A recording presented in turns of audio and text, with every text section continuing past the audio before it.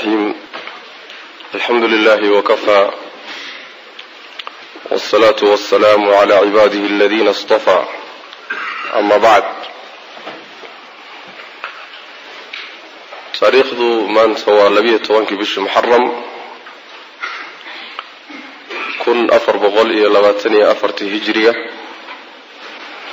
waxay waafaqsan tahay 15 bishii saddexaad 2003 taariikhda miilaadiga. waxaan bilaabaynaa haddii aan idmo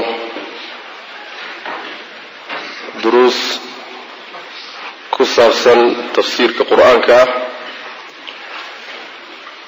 oo aan isku dayayna biidni illaahi tabaaraka wa tacaala wixii ilaahay naga waafajiyo in aan u bedelo luqada soomaaliga.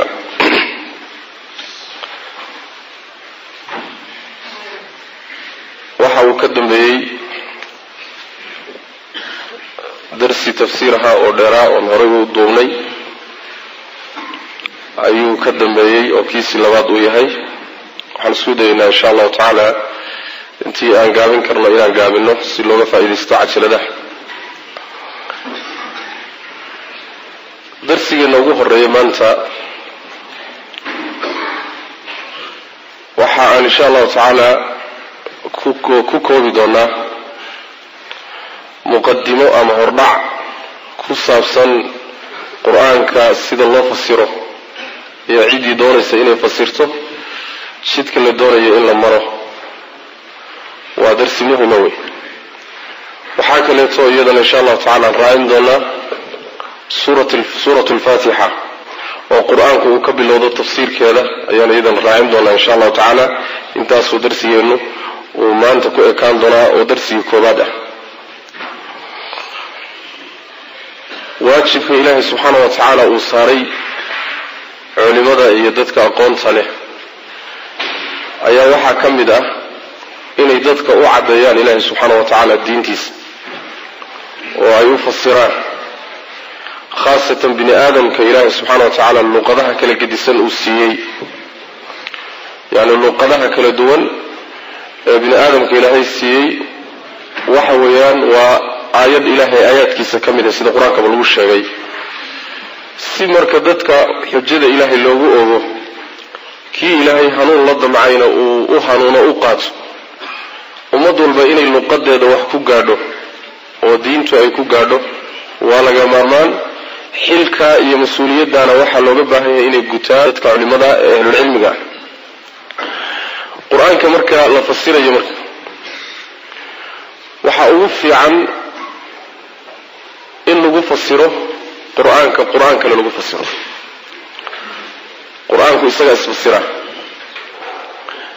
waxaa laga yaabaa arrin laga hadlayo meel ama suurad qur-aanka ka mida si gaaban in looga hadlo, suurad kale isla arrinkii laga hadlo oo isagoo intii ka faahfaahsan lagaga hadlo. qur-aanku marka wuu iscadaynaya isagaa isfasiraya. waxaa ugu fiican marka aayaddan aad doonayso inaad fasirto inaad u raadiso aayad kaleeto oo macnaheeda sii cadinaysa oo sii faahfaahinaysa. maxaa yeelay ilaahay subxaana wa tacaala isagaa garanaya maqsuudka iyo qasadka uu ka leeyahay qur-aanka ama aayaddan qur-aanka. ilaahay isagaa subxaana wa tacaala u aqoon leh.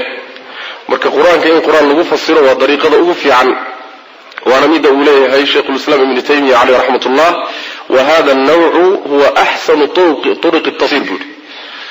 tafsiirka jidadkiisa ka ugu fiican waa taasuu leeyahy. macna qaab qur-aanka lagu fasiro, qur-aanka laftiisa in laysku fasiro ayaa ugu fiican. haddaan maalan tusaale bixinno fii suurati alfaatixa bilowgeedaba waxaan ugu tegi doonaa alxamdu lilaahi rabbi alcaalamiin. caalamiintan waa macnaheeda laysku khilaafay. caalamkan muxuu yahay? qur-aanka haddii la fiiriyo waxaa la helay aayad qur-aanka oo fasiraysa caalamiinta fasiraysa. qaala fircawn wama rabu lcaalamiin qaala rabu samaawaati waalardi wama baynahuma in kuntum muuqiniin. fircawn wuxuu yidhi caalamiintan aad sheegaysa rabbigoodu yaa wey? muuse wuxuu yidhi samaawaadka iyo dhulalka iyo inta u dhaxaysa rabbigooda wey. rabbigii marka caalamkiiba wuxuu ku fasiray, caalamiintiiba wuxuu ku fasiray samaawaadka iyo dhulalka iyo inta u dhaxaysa. caalamiin marka waxaa la yidhaahdaa waa makhluuqa ilaahay abuuray subxaana wa tacaala, aayaddaa kala caddaysay. waxaa ka mid a maalan allah subxaana wa tacaala wuxuu yihi waasamaai waataariq, samadan ku dhaartay iyo midka guda, midka guureeya. wamaa adraaka ma taariq, midka guureeya muxuu yahay? annajmu thaaqib weeyaan baa la yidhi. isla qur-aanka laftiisii baa caddeeyey, waa xidiga duleelinaya mugdiga uu iftiinkiisu duleelinayo wey. kaasaa la yidhaahdaa taariqa, kaasaa laga wada. marka isla qur-aanka laftiisii baa wuxuu fasiroo sii caddeeyey taariqa wixii laga waday. qur-aanka marka meelaad arkaysaa qisada nabiyullaahi muusa calayhi salaam iyo fircoon maalan suurad baa lagu soo qaadanayaa, si gaaban baa looga hadlaya. suurad kaleeto si dhexdhexaadaa looga hadlaya. suurad kaleeto si faahfaahsanoo ishaab ah ayaa looga hadlaya. wahaakada qisada maalan waxa way maaragtay ibliis iyo nebi aadam calayhi salaam meelna way gaaban tahay, meelna way faahfaahsantahay. wahaakada axkaamta shariicada waxaad arkaysaa meelna way gaaban tahay, suuradaha qaar ka mid waa la soo gaabiyey, meelna waa la faahfaahiyey, waa lagu dheeraaday. marka qur-aanka isaga in laysku fasiro ayaa ugu fiican, dariiqada ugu fiican midda ayadaa wey. waxaa dariiq ku xigta in lagu fasiro sunnada nebiga sal lla alay wasalam, axaadiista nebiga sal lla alay wasalam. axaadiistii baa weliba kala ah. axaadiista qaarna way sugan tahay oo waa qeybta loo yaqaano xasanka iyo saxiixa loo yaqaano. qaybna ma sugno oo waa daciif iyo wixii ka hooseeyo daciif iyo mawduuc iyo noocyadooda wey. xadiiska qur-aanka fasiri kare lagu fasiri karo waa xadiiska sugan. xadiiska aan nebiga ka sugnayn sal alla alay wasalam qur-aanka laguma fasiri karo. sida aan axkaamba loogu xujaysan karin, loona daliishan karaynin, baan qur-aanka ilahayna tafsiir looga dhigi karin subxaanahu wa tacaala. nebiga marka salawaatu rabbi wasalaamu calayh hawshii ilaahay u xil saaray baa waxay ahayd inuu qur-aanka dadka u caddeeyo. inaa anzalna ilayka alkitaaba bilxaqi litaxkuma bayna annaasi bima araaka allah, inaad dadka ku kala xukumto wuxuu ilaahay ku tuso ayaanu kuugu soo dejinnay. wamaa anzalna calayka alkitaaba ila litubayina lahum aladii ikhtalafuu fiih, maanaan kuugu soo dejinin kitaabka ilaa inaad u caddayso waxay isku khilaafeen mooye. ummadihii hore iyo ummaddanba wixii ay isku khilaafsan yihiin inaad caddayso ood u kala qeexdo oo xaq iyo baatilka aad u kala sheegto, taasaanu macnaha kuugu soo dejinay bu rabbi ilahi subxana wa tacala. waanzalna ilayka adikra litubayina linnaasi maa nuzila ilayhim walacallahum yatafakkaruun, waxaan kuugu soo dejinnay dikriga oo waxyiga ah si aad ugu caddayso dadka wixii lagu soo dejiyey. kitaabka ilaahay soo dejiyey inaad caddayso ood fasirto ood ummadda u caddayso ayaanu kuugu soo dejin. marka nebiga salawaatu rabbi wasalaamu calayh aqwaashiisana qur-aanka wuu ku fasiray, ficilkiisoo dhanna tafsiir buu ahaa, qur-aanka wuu ku fasirayay salawatu rabbi wasalaamu calayh.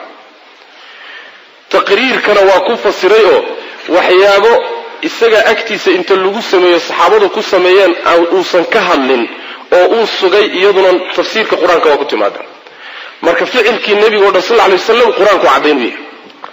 salaadan la tukanayo ee nebiga sal lla alay slam qaabka loo tukanayo, qaabka loo weyse qaadanayo, qaabka loo dahaaro qaadanayo uu faahfaahiyey salawaatu rabbi wasalaamu calayh, waxay tafsiir u tahay aayadaha qur-aanka ee ijmaaliyey ama si kooban u sheegay salaada in la oogo, sakada sidoo kaleeto, soonka sidoo kaleeto, xajka sidoo kaleeto, jihaadka sidoo kaleeto. axkaamta nebigu sal lla alay waslam ficil ahaan uu faahfaahiyey waxay tafsiir u tahay yani waxa weye aayada qur-aanka ka mida macnaha oo mawduuca ku saabsan ayuu nebigu ku fasiraya sal lla alay waslam. marka rasuulku sal lla alay wasalam qur-aanka fasiridiisa iyo caddayntiisa ayuu nebigu sal lla alay wasalam iyo tiilata cumrihi intuu noolaa nebigu sal lla alay wasalam ayuu ka shaqaynayey. axaadiis aad u fara badan baad helaysaa marka oo aan la koobi karaynin oo qur-aanka fasiraysa. bal kutubta xadiidka waxaad ku arkaysaan kutub u khaasa, kitaabu tafsiir, saxiix bukhaariga iyo saxiix muslimka iyo sunanka iyo yani waxa weye masaaniida iyo macaajimta iyo kulli waxaad ku arkaysaan kutub khaas u ah tafsiirka qur-aanka. maxay ku keenayaan? waxay ku keenayaan axaadiistii ku soo aroortay ee nebigu ku fasiray sal lla alay waslam aayado qur-aanka ka mida. waa muhim marka ninkii qur'aanka fasirayay inuu xadiiska yaqaano waa muhim حدوث ولبا حديثك إنه كلا يقان محان سجن محان سجنين مصطلحي يفنجي حديثك كيس السجن يكان سجنين كلا ساري وين وحاجة جراني وإلا واحد بعيسى آيات قرآن أو تفسير كذا حديث سجن كسو أروري إنه مال كلا تمرأ يعني واحد مال كلا تي الرأي كلا قات أي بعيسى معنا مركا مهموي هذا تصالك سوق هذا مثلا آيات كسيدة توسكا النبي صلى الله عليه وسلم وفسري وحكم ذا الذين آمنوا ولم يلبسوا إيمانهم بظلم أولئك لهم الأمن وهم مهتدون آيات سمك سودك تسير صحيح البخاري مسلم كما كيال أي صحابة النبي صلى الله عليه وسلم لبتي الذين آمنوا ولم يلبسوا إيمانهم